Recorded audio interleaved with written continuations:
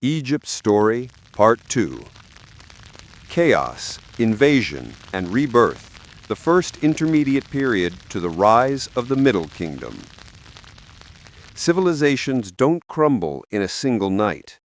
They crack slowly, through famine, weak rulers, and silence from the gods. Egypt, once unified under Narmer, was no exception. This is the story of how a kingdom collapsed and how it rose again, stronger than before.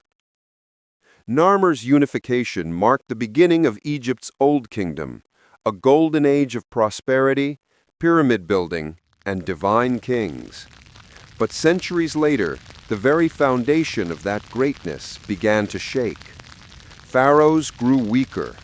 Regional governors, called nomarchs, grew stronger. And the most dangerous enemy wasn't foreign invasion, it was nature. For several years, the Nile failed to flood properly. The river that sustained life now brought drought and famine.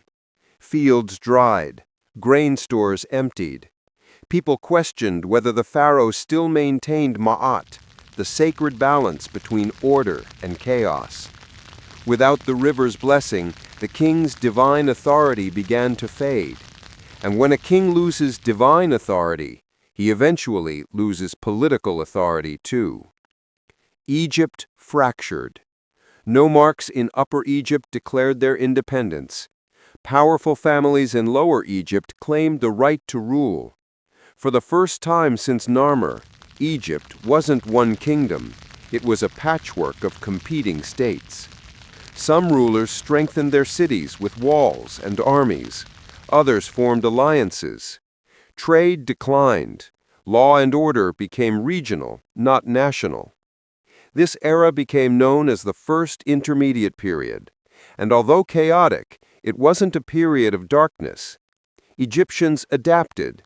They wrote new literature, reflecting fear, hope, and political realism. Ordinary people gained voices in inscriptions, something rare during the Old Kingdom. But everything changed when a new threat appeared from the northeast. The Hyksos were not a massive invading army. They entered slowly, merchants, settlers, and warriors from Canaan and surrounding regions. Over time, they took control of the Nile Delta and established their capital at Avaris. Egypt had never seen anything like their technology. Horse-drawn chariots, composite bows, stronger bronze weapons, new fortification styles. To Egyptians still recovering from famine and political collapse, the Hyksos looked unstoppable.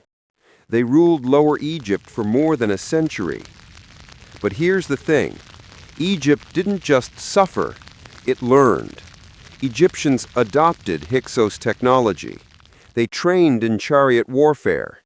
They improved bronze weapon making, and they prepared for the day when they would reclaim their land. Meanwhile, in Upper Egypt, a powerful local family began rising, one that would eventually reshape the entire kingdom. In the city of Thebes, rulers from the 17th dynasty saw themselves as the true heirs of Egypt.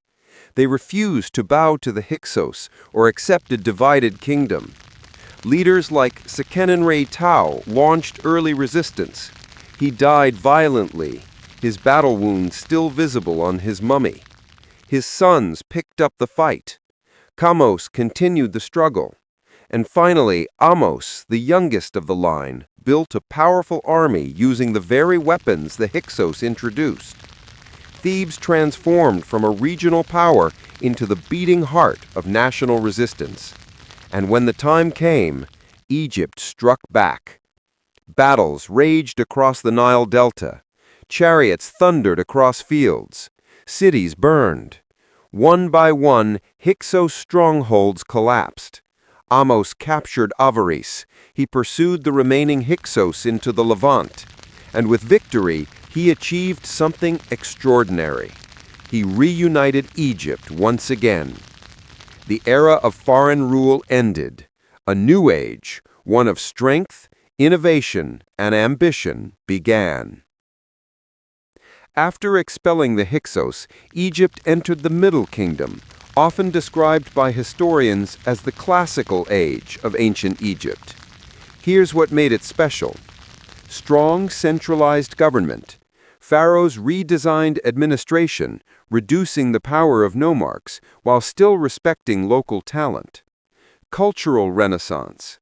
Art became more realistic. Literature explored philosophy, morality, justice, and mortality. Military expansion.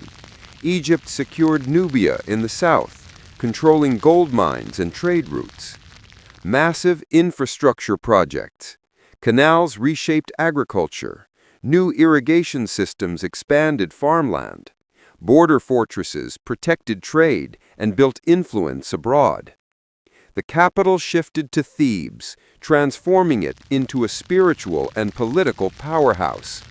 This was a mature Egypt, proud of its past, confident in its future. But there was something deeper happening too. A new understanding of the afterlife emerged. Texts like the coffin texts expanded religious knowledge beyond royalty. Common people now had access to spiritual guidance that once belonged only to kings. Power wasn't just divine anymore. It was becoming human, relatable, and philosophical. Kings like Mentuhotep II and Senuseret III ushered in decades of stability. Trade networks stretched from the Mediterranean to the heart of Africa. Temples grew larger. Art became refined and formal. Egypt, once broken, now stood united and confident.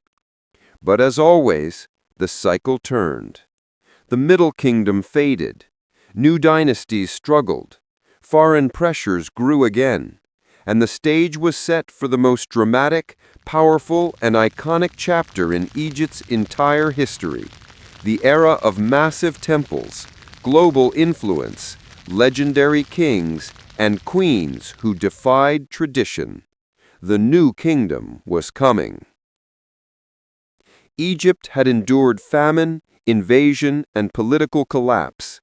Yet each time it rebuilt itself, more intelligent, more determined, and more ambitious. Next we move into an age of empire, an age of pharaohs who conquered vast lands, reshaped religion, and built monuments that still tower over us today. In Part 3, you'll meet Hatshepsut, Thutmose III, Akhenaten, Nefertiti, and Amenhotep III, leaders who transformed Egypt into a superpower. The greatest era of ancient Egypt is about to begin.